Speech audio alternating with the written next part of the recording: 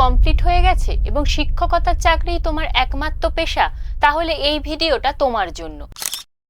হ্যাঁ, ইএমআরএস এর নিয়োগ হবে 2025, আবার পোস্টিং হবে পশ্চিমবঙ্গতে। বিস্তারিত জানতে হলে এই ভিডিওটা পুরোটা দেখতে হবে। তাহলে চলো শুরু করা যাক। Hello student, welcome to BSSCI YouTube channel. এই ইউটিউব চ্যানেলে তোমাদের অনেক অনেক স্বাগত।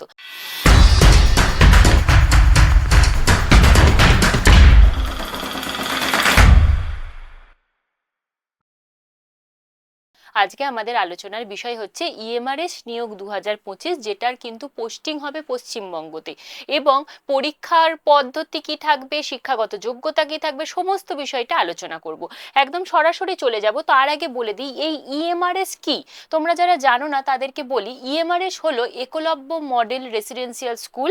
এটি একটি কেন্দ্রীয় সরকারি স্কুল এবং এখানে আমাদের দেশের প্রত্যন্ত অঞ্চলের যে সমস্ত ট্রাইবাল স্টুডেন্ট থাকে তাদের জন্য মূলত এটি রেসিডেন্সিয়াল স্কুল হিসাবে পরিচিত, এবং তাদের যাতে শিক্ষাক্ষেত্রে আরো উন্নতি ঘটে তার জন্য এই স্কুলগুলো সরকার থেকে নির্মাণ করা হয়। তো এই সব স্কুলগুলোতে শিক্ষক নিয়োগ করা হবে এবং আমাদের পশ্চিমবঙ্গ থেকে এই নিয়োগ বিজ্ঞপ্তিটা বেরিয়েছে।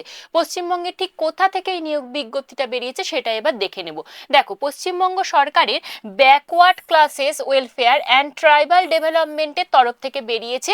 এই বিজ্ঞপ্তিটা প্রকাশিত হয়েছে বীরভূম জেলাতে, কিন্তু পশ্চিমবঙ্গের সমস্ত জেলা থেকেই আবেদন করতে পারবে। অর্থাৎ তুমি যদি হুগলি বা হাওড়া বা কলকাতা জেলার বাসিন্দা হও তাহলেও কিন্তু আবেদন করতে পারছো। ছেলে মেয়ে উভয়েই আবেদন করতে পারবে এবং অবশ্যই এটি একটি চুক্তিভিত্তিক নিয়োগ। কারণ তোমরা অনেকেই জানো ইএমআরএস এর কিন্তু যে স্থায়ী নিয়োগের বিজ্ঞপ্তি সেটা কিন্তু খুব শীঘ্রই প্রকাশিত হবে, এবং আমাদের এখানে তোমরা অনেকেই আছো যারা ইএমআরএস এর প্রিপারেশনও নিচ্ছ, তাদের জন্য এটি একটি কিন্তু গুরুত্বপূর্ণ নোটিফিকেশন বলা যেতেই পারে। কারণ এই যদি প্রিপারেশনটার সাথে সাথে তোমার এইখানে চাকরি করার একটা অভিজ্ঞতা থেকে থাকে তাহলে পরবর্তী ক্ষেত্রে তোমরা কিন্তু এক্সট্রা বেনিফিট পাবে। তো সমস্ত বিষয়টাই আলোচনা করব, কোথা থেকে আবেদন করবে, কিভাবে আবেদন করবে, কোন কোন বিষয়ের টিচার নিয়োগ হবে, সমস্ত বিষয়টা।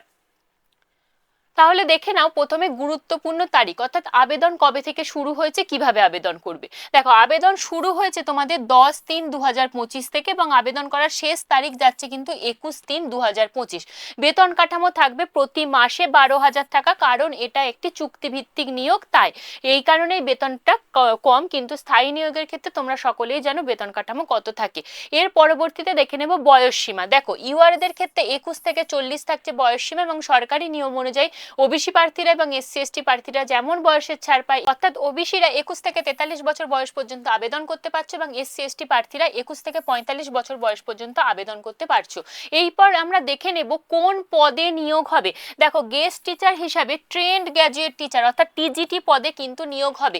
তোমরা সকলেই জানো টিজিটি মানে ক্লাস 6 to 8 এর জন্য কিন্তু নিয়োগটা হচ্ছে।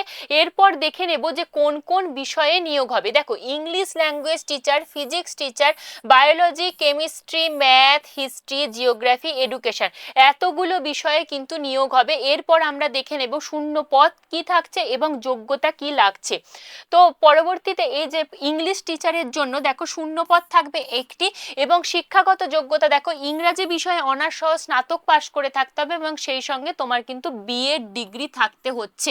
পরবর্তীতে হিস্ট্রি বিষয়ে কিন্তু দুটো শূন্য পদ থাকছে এবং একইভাবে ইতিহাস বিষয়ে স্নাতক এবং তোমাকে বিএড ডিগ্রি থাকতে হচ্ছে। পরবর্তী যে জিওগ্রাফি পদটা রয়েছে সেখানে কিন্তু একটা শূন্য পদ এবং অবশ্যই ভূগোলে অনার্স সহ স্নাতক করে থাকতে হবে এবং বিএড ডিগ্রি থাকতে হচ্ছে। একইভাবে এডুকেশন সাবজেক্টের জন্য একটি শূন্য পদ এবং শিক্ষাগত যোগ্যতা এডুকেশনে স্নাতক এবং তোমাকে বিএড ডিগ্রি থাকতে হচ্ছে। এরপর আমি একটা কথা বলি, এর আগে তোমরা দেখেছো যে পুরুলিয়াতেও এইরকম ইএমআরএস এর নিয়োগ বিজ্ঞপ্তি কিছুদিন আগে প্রকাশিত হয়েছিল, যার আবেদন প্রক্রিয়া কিছুদিন আগে শেষ হয়েছে। তো সেখানে আমরা দেখেছিলাম মেল ফিমেল বলে দিয়েছিল, এখানে কিন্তু বলা নেই। অর্থাৎ ছেলে মেয়ে উভয়েই কিন্তু তোমরা আবেদন করতে পারছো, যেহেতু এখানে মেল ফিমেল বলে উল্লেখ করা নেই। পরবর্তীতে আমরা দেখব যে ম্যাথ টিচারের জন্য শূন্য পদ রয়েছে দুটো এবং শিক্ষাগত যোগ্যতা ম্যাথে তোমাকে অনার্স সহ স্নাতক থাকতে হবে এবং বিএড ডিগ্রি থাকতে হচ্ছে।